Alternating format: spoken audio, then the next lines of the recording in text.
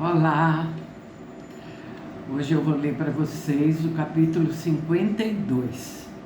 É o penúltimo capítulo.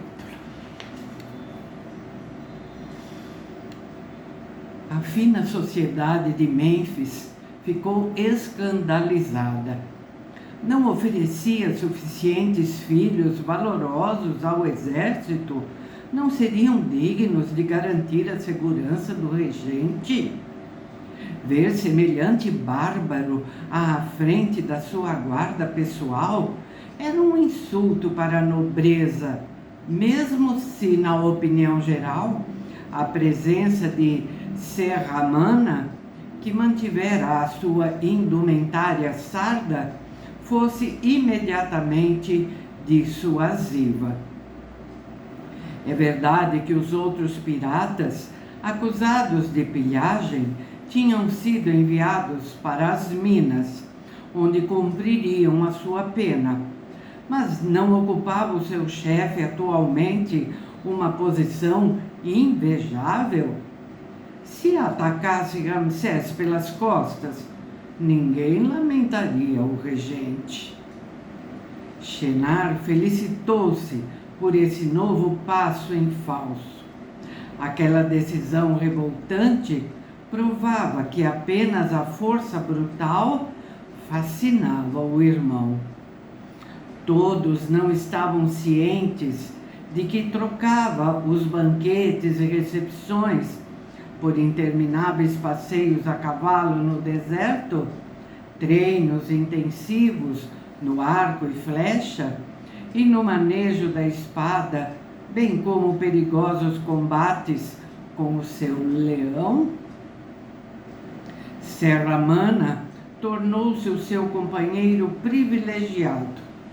Transmitiram um ao outro a respectiva ciência do combate de mãos nuas ou de arma em punho e acabaram por aliar poder e destreza. Os egípcios, colocados sob o comando do gigante, não esboçaram qualquer queixa. Também eles receberam uma formação intensiva que lhes fez soldados de elite, alojados e alimentados em excelentes condições. Ramsés manteve as suas promessas. Serramana tornou-se proprietário de uma vila de 8 divisões, com um poço e um jardim cheio de árvores. Sua cave foi recheada com ânforas de vinho velho e o seu leito acolheu líbias e núbias, pouco esquisitas, fascinadas pela estatura do estrangeiro. Embora permanecesse fiel ao seu capacete, à sua couraça, à sua espada e ao seu escudo redondo, o sardo esqueceu a sua terra natal.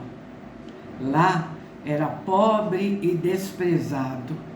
No Egito, rico e considerado. Dedicou a Ramsés um infinito reconhecimento.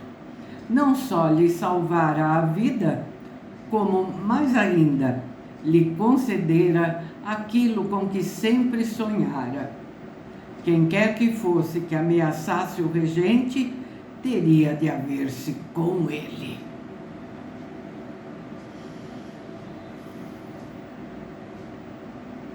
Espero que o barulho do ventilador não esteja atrapalhando, porque está impossível o calor. Sigamos. A cheia do 14º ano do reinado de Sete anunciava-se má. A fraca subida das águas podia provocar um grave problema de fome.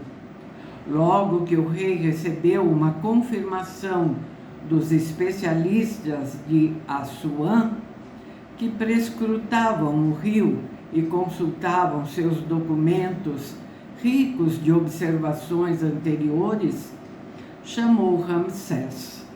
Apesar da fadiga que não o abandonava, o faraó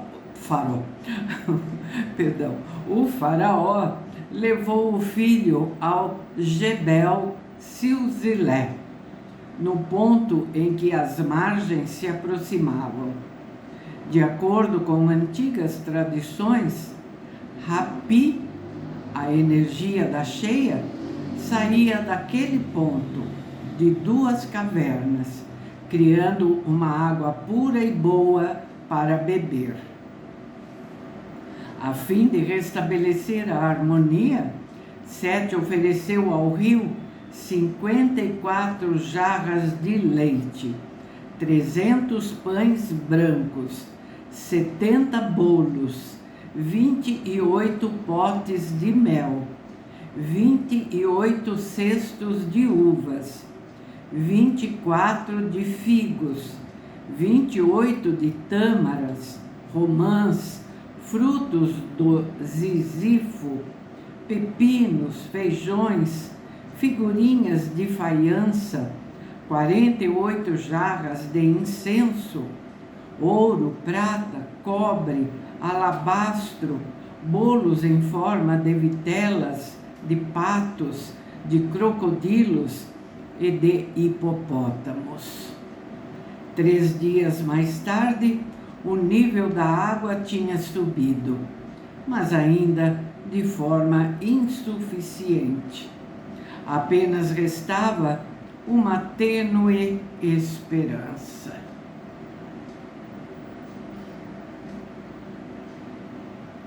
A casa de vila de Heliópolis era a mais antiga do Egito.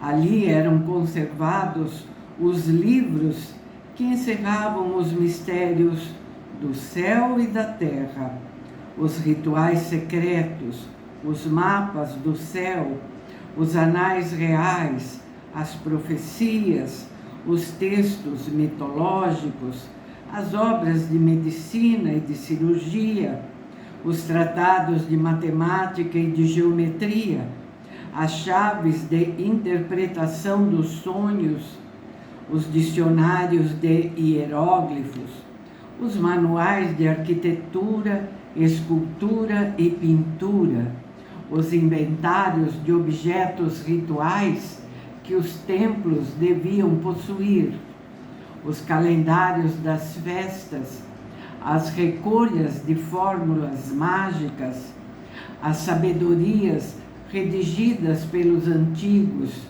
e os textos de transformação em luz, permitindo viajar para o outro mundo. Para um faraó, declarou Sete, não haverá lugar mais importante. Quando as dúvidas o assolarem, venha aqui e consulte os arquivos. A casa de vida é o passado, o presente e o futuro do Egito. Procure os seus ensinamentos e verá como eu vi. Sete pediu ao superior da casa de vida, um sacerdote idoso que não tinha qualquer contato com o mundo exterior, para lhe trazer o livro do Nilo. Um ritualista encarregou-se dessa tarefa. Ramsés reconheceu-o. Não é Bakren, o controlador das estrebarias do reino? Era, e ao mesmo tempo desempenhava uma função de servidor do templo. Quando fiz 21 anos, abandonei as minhas funções profanas. Robusto, com o rosto quadrado e sem graça, com uma curta barba que lhe escurecia as feições, braços grossos, voz grave e rouca, Bakren não se assemelhava em nada a um erudito preocupado com a sabedoria dos antigos. Desenrolou os papiros sobre uma mesa de pedra e retirou-se. Não negligencie este homem, recomendou Sete. Dentro de poucas semanas, partirá para Tebas e entrará no serviço de Amon de Karnak. O seu destino irá cruzar-se de novo com o dele. O rei leu o venerável documento, redigido por um dos seus predecessores da terceira dinastia, mais de 300 anos antes. Em contato com o espírito do Nilo, indicava os procedimentos a seguir para satisfazê-lo, quando as cheias eram muito fracas. Sete encontrou a solução. A oferenda feita ao Jebel Silsilé deveria ser repetida em Assuã, Tebas e Mênfis.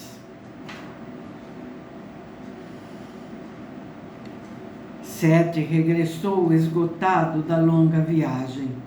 Quando os mensageiros informaram-no de que a cheia seria quase normal, deu ordem aos governadores de província para velarem com particular cuidado pela qualidade dos diques e das bacias de retenção. Evitada a catástrofe, era necessário não perder a mínima gota de água. Todas as manhãs, o rei, cujo rosto ia definhando, recebeu Ramsés e falou-lhe de Maat, a deusa da justiça, simbolizada por uma mulher de aparência frágil, ou por uma pluma, a rectriz, que orienta o voo dos pássaros. Ela apenas devia reinar para manter a coesão entre os seres. Graças ao respeito da regra divina, o sol aceitaria brilhar, o trigo a crescer, o fraco seria protegido pelo forte. Reciprocidade e solidariedade seriam as leis cotidianas do Egito. Ao faraó competia dizer e fazer Maat praticar a retidão, mais importante do que 1000 ações de ostentação. Suas palavras alimentavam a alma de Ramsés, que não se atrevia a interrogar o pai sobre a sua saúde. Consciente de que ele se ia separando do cotidiano e contemplava um outro universo cuja energia transmitia ao filho. Este sentiu que não devia desperdiçar um único minuto destes ensinamentos e esqueceu Nefertari, Ameni e os seus próximos para assimilar a voz do faraó. A esposa de Ramsés encorajou-o a agir desta forma. Com o auxílio de Ameni, libertou-o de 1001 obrigações para que ele fosse o servidor de Sete e o herdeiro do seu poder.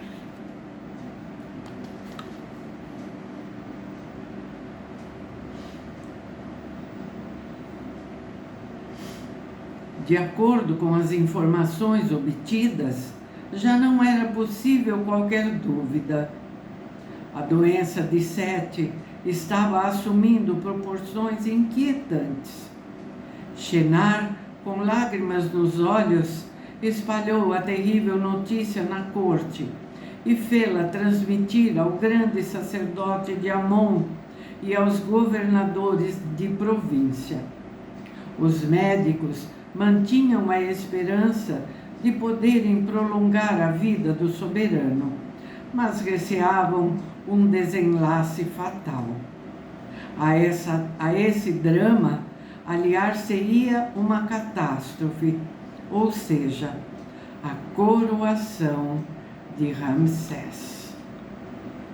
Aqueles que desejavam evitar que tal se verificasse e apoiavam Shenar deviam estar atentos. É evidente que este tentaria convencer o irmão de que era incapaz de assumir a função soberana, suprema, mas seria ouvido a voz da sua razão? Se a salvaguarda do país assim o exigisse, talvez fosse necessário recorrer a outros métodos, aparentemente condenáveis, mas seriam o único meio de impedir um exaltado pela guerra de arruinar o Egito. O discurso moderado e realista de Shenar foi bem acolhido.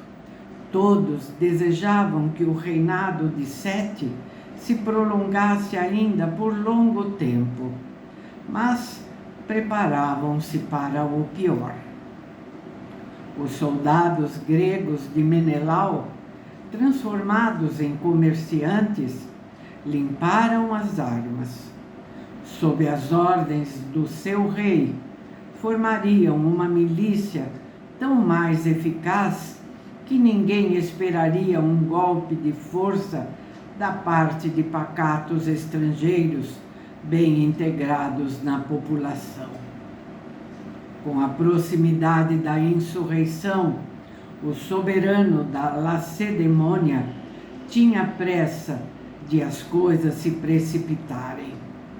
Manejaria a sua pesada espada, rasgaria ventres e peitos, cortaria membros e abriria cabeças com o mesmo entusiasmo que nos campos de batalha de Troia. Depois, regressaria à casa com Helena e falaria pagar por seus erros e infidelidades. Shenar estava otimista. A diversidade e a qualidade dos seus aliados pareciam promissoras. Contudo, havia um personagem que o incomodava, o sardo Serramana.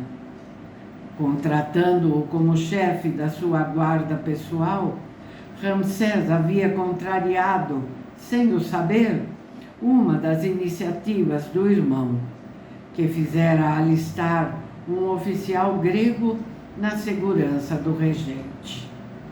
O mercenário, infelizmente, não poderia aproximar-se de Ramsés sem o consentimento do gigante. A conclusão impunha-se por si própria.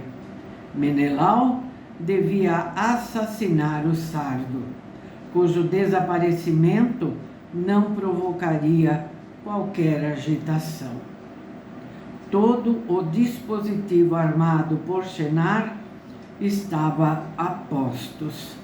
Só restava esperar a morte de Sete para dar o sinal de ação.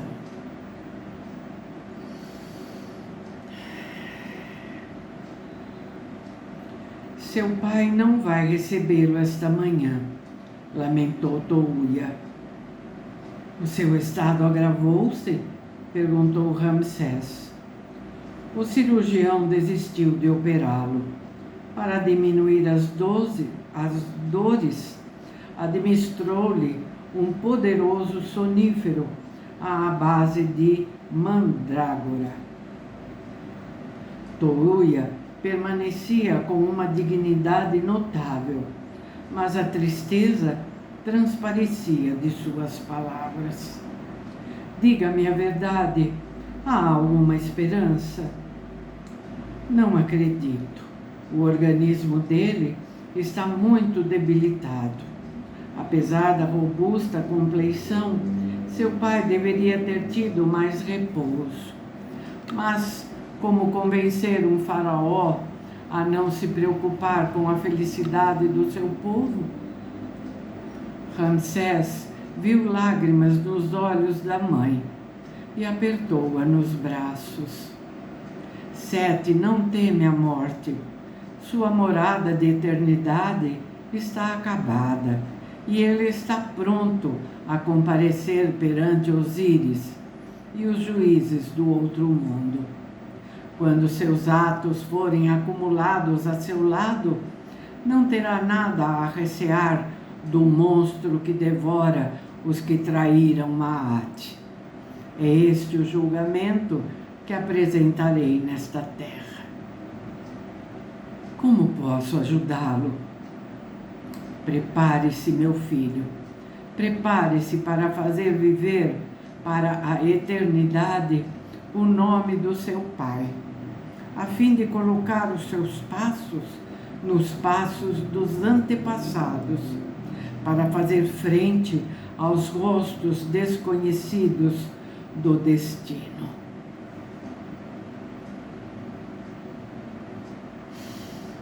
Cetal e Lótus saíram ao cair da noite. A água se retirara das terras baixas e os campos readquiriram o aspecto habitual.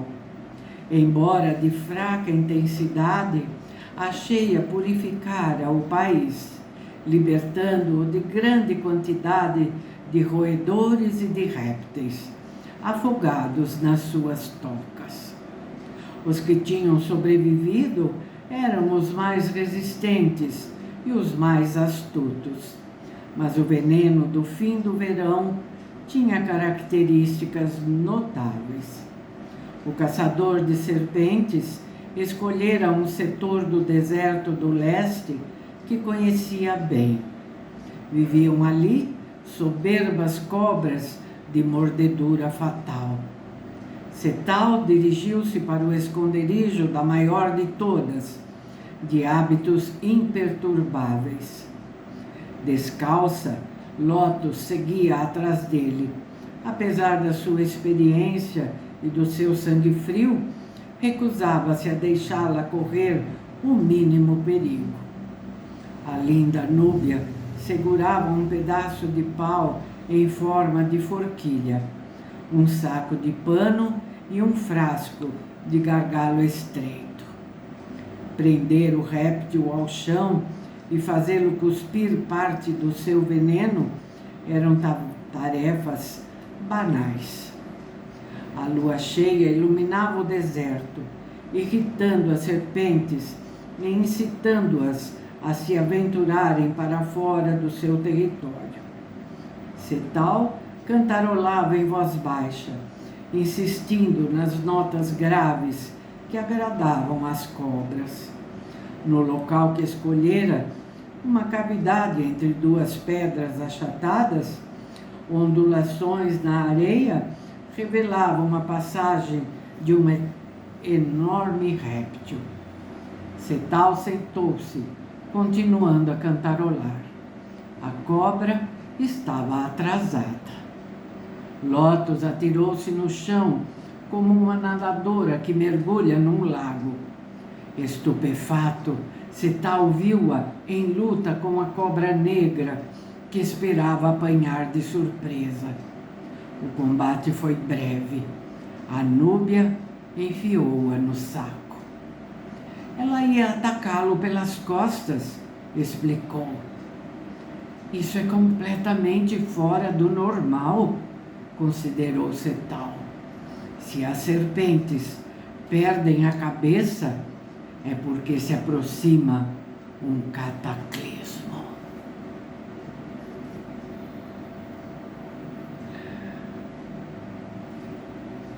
Meu Deus. Vejamos o que vai acontecer no último capítulo desse volume, né? Porque vocês já sabem que eu já providenciei o volume 2 e nós vamos ler na sequência. Tá bom? Então espero vocês para esse clímax. Tá bem? Até o próximo vídeo, minha gente. Muito obrigada, viu? Tchau.